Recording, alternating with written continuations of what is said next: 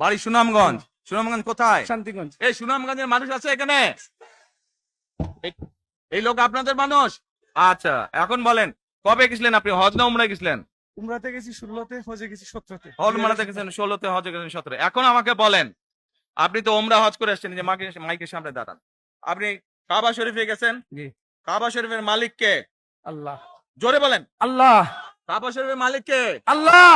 আল্লাহ। আমরা মুসলমান সবাই এই দিন দুনিয়ার, আমরা যে এই পৃথিবী দেখি, এই পৃথিবীর মালিক কে? আল্লাহ। এই সূর্য নক্ষত্র যা দেখি তার মালিক কে? আল্লাহ। বেহেশতের মালিক কে? আল্লাহ।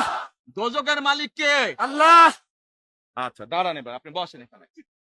আপনারা সকলেই সাক্ষী দিলেন দোজখের মালিক আল্লাহ, বেহেশতের মালিক আল্লাহ, এই পৃথিবীর মালিক আল্লাহ, কাবার মালিক আল্লাহ।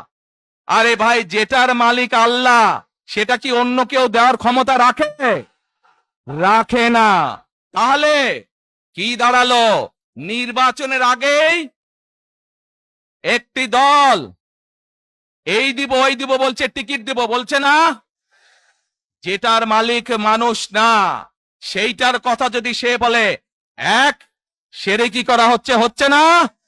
যার মালিক আল্লাহ, যার অধিকার শুধু আল্লাহর একমাত্র, সবকিছুর অধিকার উপরে আল্লাহর অধিকার।